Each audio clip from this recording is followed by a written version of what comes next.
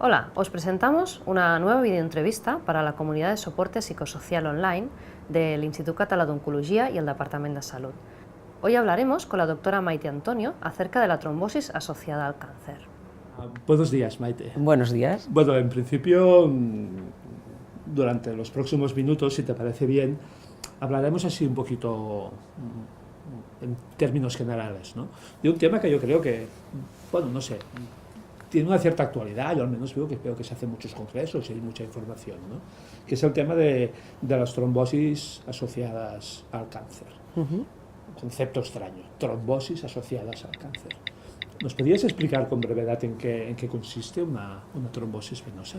Bueno, lo que es la trombosis en líneas generales consiste en la formación de un coágulo, de un trombo, en el interior de la circulación venosa de nuestro organismo. Esto puede localizarse en las extremidades, lo más frecuente es que sean en las piernas, pero también puede ser que sean los brazos, y también existen otros niveles, pero lo más frecuente es que sean extremidades, o puede ser más central, afectando a nuestro sistema de circulación pulmonar, que es lo que llamamos una embolia pulmonar.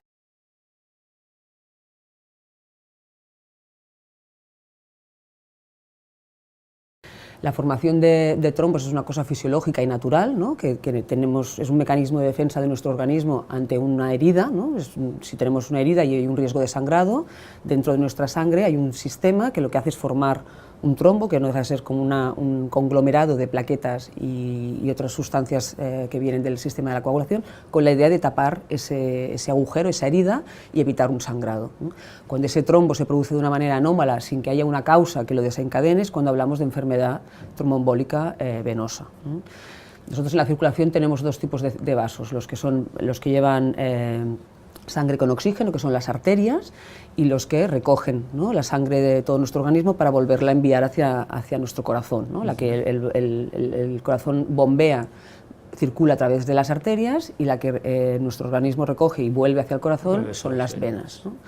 Entonces, si tuviéramos un trombo, una formación de un trombo en una circulación arterial, lo que produciría es un déficit de riego en una zona de nuestro organismo concreto y da lugar a lo que conocemos como un infarto. De hecho, el mecanismo puede ser el mismo en un infarto cerebral o en el corazón, ¿no? El infarto es el déficit de riego a través de nuestras arterias. Cuando ese déficit, ¿no?, de circulación de la sangre se produce en un territorio venoso, lo que hablamos es de enfermedad tromboembólica. Vale, dices que normalmente en las extremidades inferiores, en las piernas y en los brazos, ¿no? Lo más frecuente son las piernas, ¿eh? Normalmente en los brazos se asocia más a que lleves algún tipo de catéter, ¿no?, que en nuestro caso, ¿no?, y hablaremos después, también es frecuente, ¿no?, que por los tratamientos que reciben nuestras pacientes, sea frecuente el uso de colocar vías, ¿no?, o de llevar un catéter para administrar la quimioterapia, y eso puede hacer que en zonas no tan habituales como podrían ser las piernas también aparezcan fenómenos tromboembólicos, ¿no? ¿Tiene algo que ver con las varices? Me ha venido un poquito la imagen a la cabeza de... Bueno, lo que está claro es que la enfermedad tromboembólica aparece en las venas, ¿no? Entonces, así como las arterias, como tienen que empujar la sangre, ¿no?, tienen que bombear, ¿no?, ayudar a que el bombeo de la sangre del corazón llegue a todo nuestro territorio, ¿no?, del cuerpo, a todo nuestro cuerpo, son vasos más gruesos y más duros, ¿no? Las venas, como solo lo que tienen que hacer es recoger, ¿no?, y de una forma más pasiva llevar la sangre al corazón, son vasos con unas paredes más finas que se pueden deformar, ¿no?, que eso son las varices, ¿no?, unas tortuosidades, unas formas raras en las paredes, como si una manguera se diera de sí, se estropeara la goma, ¿no?, y adquiriera una forma rara. Una variz no es un tapón. No, la variz es el contenido. Una deformación de Lo que sí que es verdad es que si tienes varices, tu sangre puede circular peor y es más fácil que se formen ahí trombos, ¿no? Si la sangre no circula con la fluidez normal, sino que tiene a acumularse, ¿no?, en estos recodos o en estas malformaciones, es más fácil que aparezcan fenómenos tromboembólicos, ¿no? Pero son dos cosas diferentes. Son dos cosas distintas. No puede tener varices y nunca tener un trombo, ¿eh? Aunque, como comentas bien, lo facilita. Lo puede facilitar. ¿Qué síntomas produce? Es decir, tenemos una paciente y, bueno, la diagnosticamos con un problema de trombosis venosa. ¿Qué síntomas, qué signos? Hemos de separar dos bloques, ¿no? Lo que son en las extremidades, ¿no? Hay la aparición de un trombo en las piernas, ¿no?, que es lo que hemos dicho que es más frecuente, puede ser en la circulación superficial, que son unas venitas pequeñas que hay arriba. Eso no es una patología grave. lo que sí que puede ser es una señal de alarma, ¿no? De que tu sistema de coagulación está alterado y a lo mejor también es un espejo de que algo más profundo está pasando. Pero en principio no es a la que nos solemos referir cuando hablamos de enfermedad tromboembólica.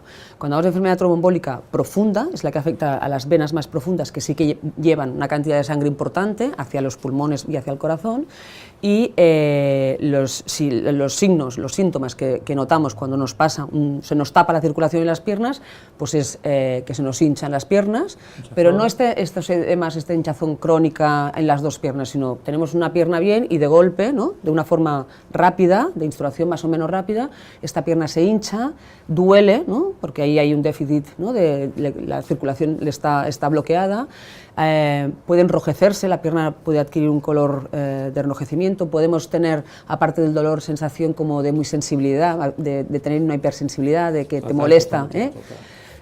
También acostumbran a... Esto es todo lo que puede pasar, no quiere decir que pase todo, pero también puede ser que aumente, que esté más caliente la zona, ¿no? Que tú notes que la pierna está más roja, más que te duele y que además está más caliente. A cualquier nivel de la pierna, en pantorrilla, en el muslo... Sí, normalmente es más frecuente a nivel distal, pero puede pasar a cualquier nivel, ¿no? Sobre todo es más frecuente por debajo de la rodilla, ¿no? La típica pantorrilla que de golpe, ¿no? A veces, no siempre, puedes ver incluso como un cordón, ¿no? Si se ha tapado, ¿no? la circulación que llega, pues todo eso se dilata y puedes ver como un cordón dibujado, enrojecido, pero no siempre pasa. Si es más profundo, eso es posible que desde la superficie no lo veas. Si hablamos del pulmón, ¿no? De que este trombo, la embolia del pulmón suele producirse por una trombosis venosa en las extremidades inferiores que se ha desplazado y ha ido, el trombo sube y se llega al corazón y al pasar a los pulmones nos tapa la circulación pulmonar. Esto ya entra a decir que es mucho más grave, ¿no? Porque te afecta a un territorio vital, ¿no? Para respirar y para el normal funcionamiento de nuestro organismo, pero los síntomas que puedes notar es un dolor agudo, ¿no? Que de golpe te duele el pecho, que te cuesta respirar, ¿no? Ahí la sangre a nivel respiratorio no fluye como tiene que fluir. Puedes notar, a lo mejor no es sensación que te cueste respirar, pero que respiras más rápido, ¿no? Y si exploras y te palpas el pulso, pues notas que tu corazón se acelera, ¿no? El corazón intenta compensar un déficit de oxígeno debido a la obstrucción que ha habido de la circulación. Entonces nuestro corazón se acelera. ¿Se instala de forma rápida por eso? Es decir, ¿uno está tranquilamente en casa viendo la tele y de golpe y porrazo? ¿O son procesos que...? Normalmente es de instalación rápida. Lo que pasa que sí que es verdad que a lo mejor no... O sea, empieza de forma aguda, es un proceso agudo, pero sí que puede ser que empiece por un territorio pequeño que tú no te des cuenta, ¿no? Y hasta que ese territorio no aumenta el territorio afectado, uno no se dé cuenta. Decir que a nivel pulmonar esto puede llegar a ser muy grave, que si afecta a un territorio pequeñito, pues igual es lo que digo, no te das cuenta, pero si afecta a una irrigación importante a nivel pulmonar, pues uno puede perder la conciencia de forma rápida y puede morir, ¿eh? Que la embolia pulmonar es una situación de extrema gravedad. Sí.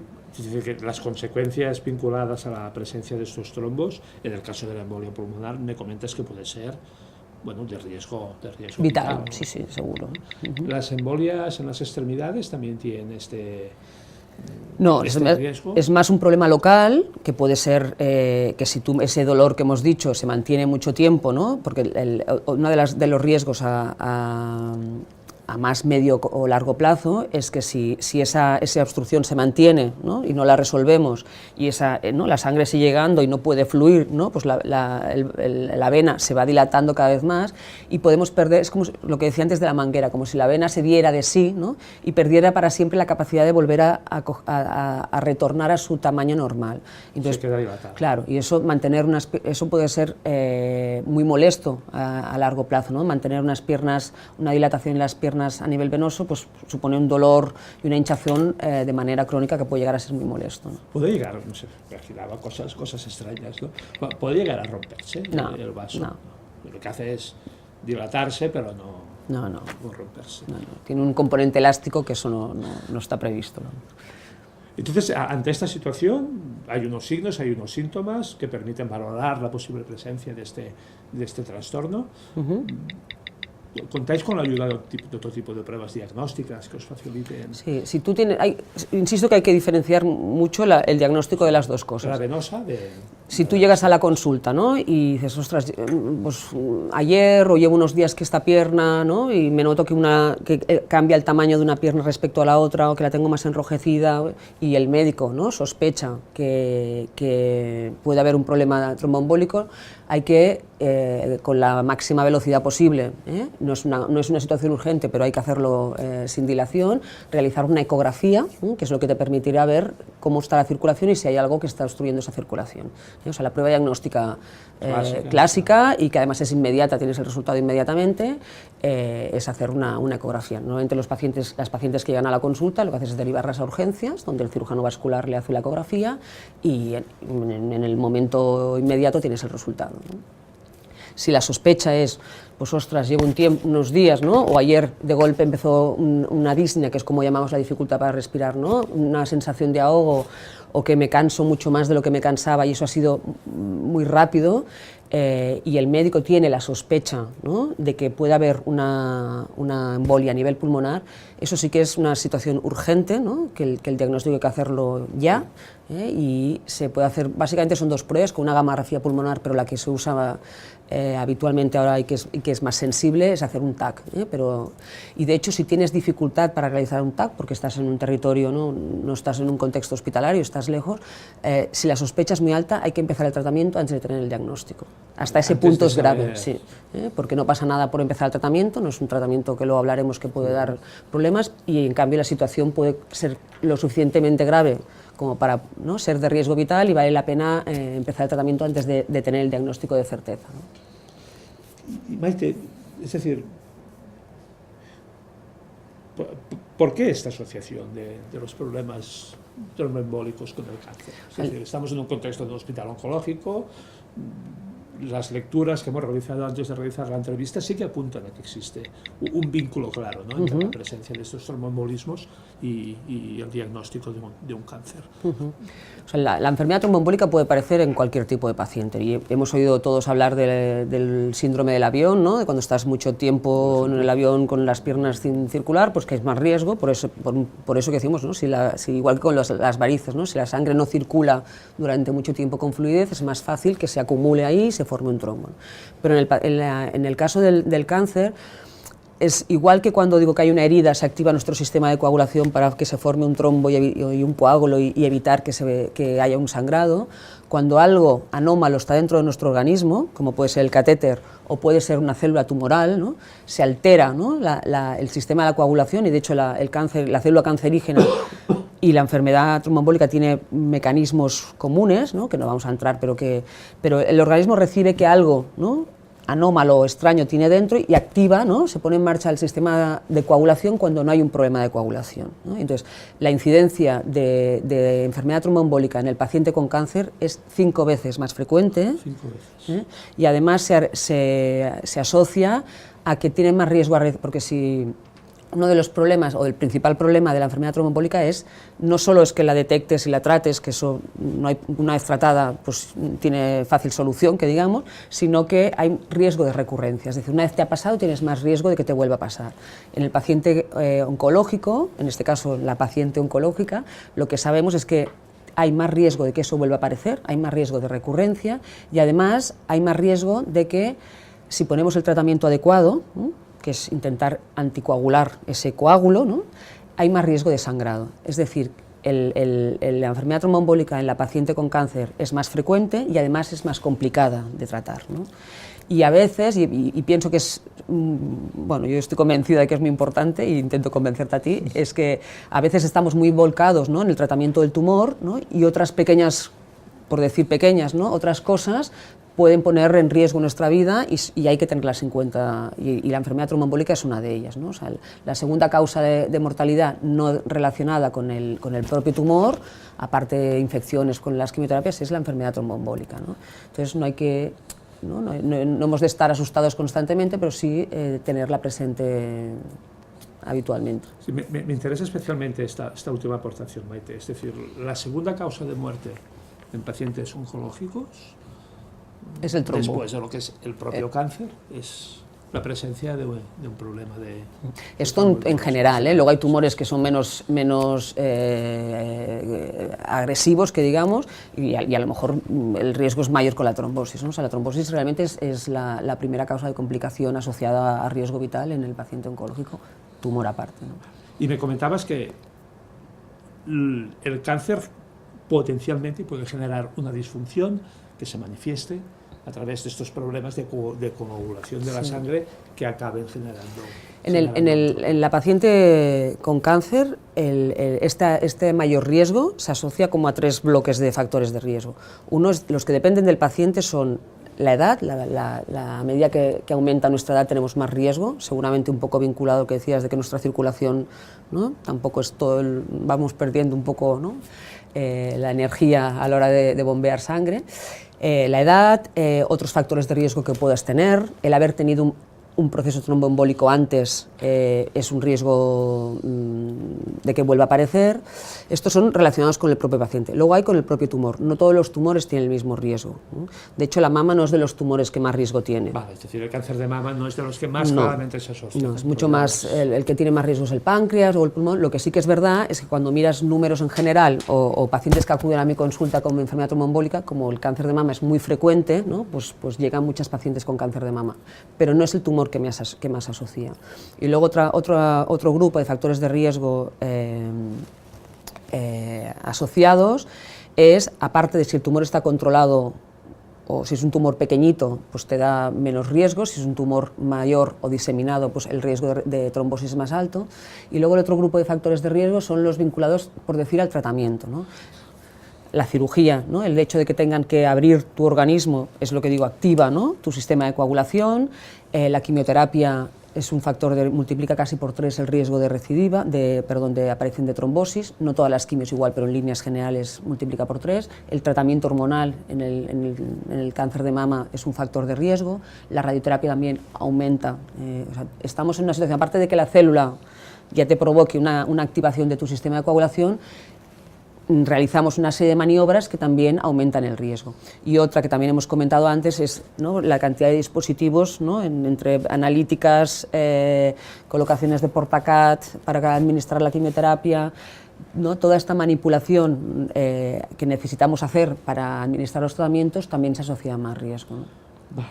Es decir, que si te interpreto correctamente, la situación terapéutica de la paciente con cáncer, es decir, la necesidad de los tratamientos vinculados a la aparición del tumor, como es la quimioterapia, la radio o la cirugía, son potencialmente elementos que suman riesgo, que pueden incrementar el riesgo de padecer una trombosis. Sí. La asociación de cáncer y trombosis es tan importante que cuando una paciente sin saber, ¿no?, sin tener un diagnóstico de cáncer conocido, ¿no?, presenta una trombosis y no tiene factores de riesgo, ¿no?, no ha tenido antes antecedentes, no tiene una alteración de la coagulación que sepa, hay que hacer un screening de que no tenga un tumor oculto.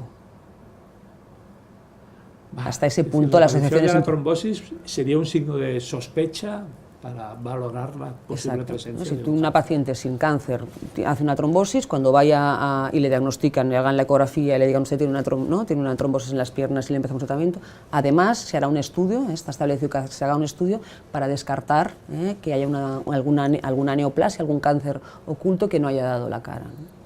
¿Y qué consecuencias tiene para la paciente a nivel un poquito de calidad de vida, a nivel de vida cotidiana, ¿no? Bueno, la aparición de una trombosis? Las 2 bloques, otra vez, a nivel de extremidades inferiores, es básicamente problemas locales, que no son menores, porque a veces las piernas, sobre todo si no lo tratamos con tiempo, pueden ser muy molestas, muy dolorosas y sobre todo la inflamación, la tumefacción, pues dificulta el llevar el calzado habitual, el caminar, ¿no?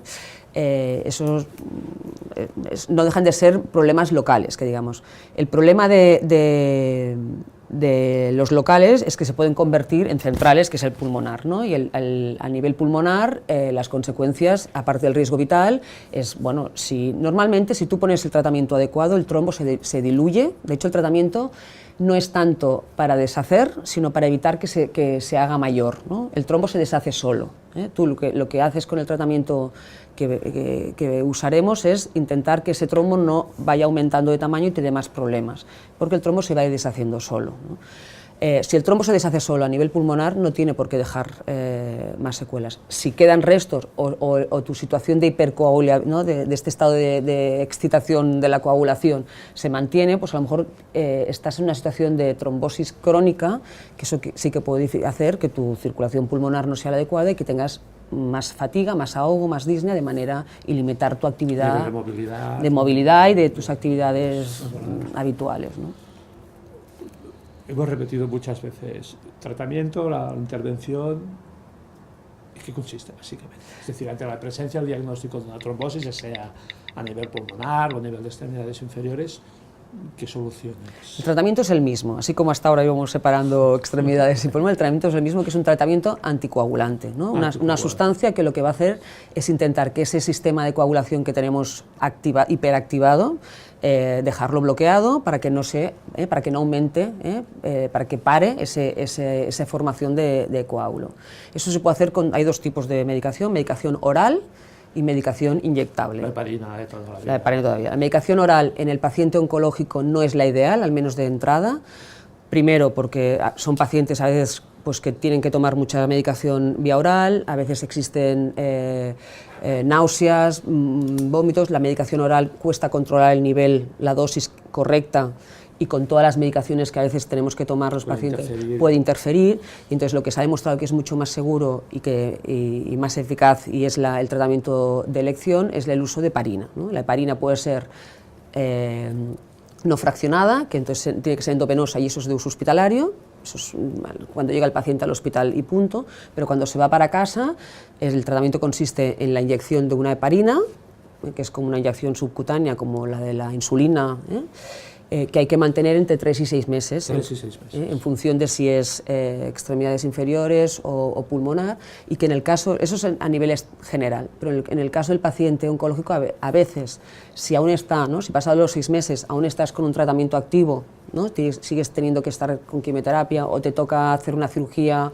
o estás sometido a muchos de esos factores de riesgo que hemos dicho, puede ser que mantengamos el tratamiento de manera más prolongada, que esos 6 meses. Eso normalmente con el hematólogo o el responsable de la unidad de coagulación es con quien decides en función de los riesgos la duración del tratamiento, ¿no? ¿Y problemas asociados a la administración de esta medicación, el tema de los sangrados famosos? Sí que es verdad que siempre que pones, ¿no? algo que bloquea tu sistema natural de parar hemorragias, existe más riesgo de hemorragia, ¿no? Y que en el paciente oncológico, como he dicho al principio, hay más riesgo de que esa hemorragia se produzca.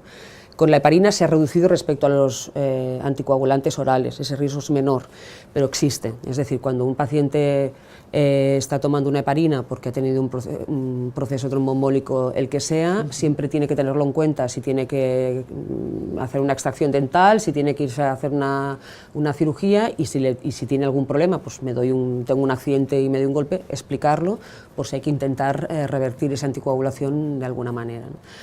Las molestias del tratamiento básicamente es el tener que pincharte, ¿no? Que a veces pueden aparecer hematomas morados en la zona, ¿no? Pero son tratamientos muy bien tolerados y de muy fácil administración. ¿Efectivos? Sí. ¿Podemos confiar? Sí. A veces hay que ajustar la dosis. Normalmente la heparina es una dosis fija en función del peso. Por cada kilo de peso que tenemos nos toca una dosis. Si por lo que sea, ¿no? Porque tenemos más riesgo, ¿no? esos factores de riesgo son más, a veces las dosis hay que ajustarlas, ¿no? Y eso a cargo del especialista. Pero en principio son dosis fijas en función de tu peso, ¿no? O sea que es fácil de administrar, fácil de calcular, y lo único que que tienes que saber que tu organismo está en una situación de poca respuesta coagulativa si ante cualquier otra cosa, otro accidente que puedas tener, ¿no? Y comentabas que la función, por ejemplo, de esta heparina, en este caso concreto, no sería tanto eliminar el trombo, sino evitar que este crezca y que de manera natural entonces vaya recuperándolo. Eliminado por el propio organismo. Otro bloque de tratamientos que también va bien, que son complementarios a la heparina, son medidas físicas, ¿no? Ayudar a ese retorno venoso, ¿no? que hemos hablado que con las varices o con la poca movilidad que a veces nuestras pacientes, ¿no? Si tienen que ingresar o si no se encuentran bien, pues la tendencia es a bajar tu actividad. decir, hay que activarse, ¿no? Intentar caminar lo máximo posible y usar medios físicos mecánicos o medias compresivas que ayuden, ¿no? Al retorno. Si la familia te hace un masaje, bienvenido será, ¿no? Pero unas medias compresivas que a todos nos irían bien, pero en este caso ayudan bastante, ¿no? Mira, voy a incidir para finalizar en dos puntos que ya hemos tratado, pero sí que tengo especial interés, ¿no?, en que queden como muy claros y muy resaltados en nuestra charla. Maite, es decir, ¿qué signos tiene que tener en cuenta la paciente que está en casa, que está con su familia? ¿Ante qué signos la paciente debe acudir a urgencias o a un profesional para valorar la posible presencia de un si problema? Se ahoga, ahogo, lo más por grado de gravedad es ahogo o dolor torácico agudo, ¿no? Eso nos hará pensar, ¿no?, en un problema a nivel de embolia, que podría estar relacionado con una embolia pulmonar, y eso es una urgencia vital que hay que atender ya. Es decir, no puede esperar a la visita del día siguiente, sino que tiene que contactar con su enfermera de referencia o, si no es posible, ir a un servicio de urgencias inmediatamente. Si el problema que tienes es a nivel de extremidades inferiores, básicamente, o ya digo que también puede aparecer en el brazo, es que aparezca un dolor y una inflamación con un enrojecimiento y un calor de forma rápida. ¿Es general al brazo o es en la zona? Normalmente aparecen más relacionados, no, suelen ser, aunque tú lleves la vía aquí, la punta del catéter llega más arriba y suele ser en la parte más proximal del brazo, lo que es el brazo aquí arriba. Sí. ¿Y en las piernas? Y en las piernas, de la pantorrilla. Lo más frecuente es por debajo de la rodilla, pero también puede ser en el muslo, pero lo más frecuente es que, o sea, en toda la pierna, que digamos. Si nos afecta el muslo, también nos afectará hacia abajo, ¿no? Sí. Pero lo más frecuente es que sea por debajo de la rodilla, pero bueno, existen a los dos niveles. Y decías dolor, enrojecimiento, sensación de calor. De calor. Luego también quiero decir que a veces uno, si la obstrucción debida al coágulo es completa, aparecen estos signos que hemos ido comentando. Pero si no es completa, es posible que uno no se dé cuenta de que tiene un coágulo que se está generando o que ha obstruido una vena que no da mucha manifestación clínica. Y incluso a nivel pulmonar, si lo que se te ha tapado es una arteria pulmonar pequeñita, pues uno no tiene ahogo y eso está ahí, ¿no? A veces pues la paciente llega a la consulta, le han hecho un TAC y es el médico que le dice, oye, en el TAC hemos visto que tienes eso, ¿no? Vale, es decir, que estaba presente el tromboembolismo, pero no lo hemos detectado. Síntoma.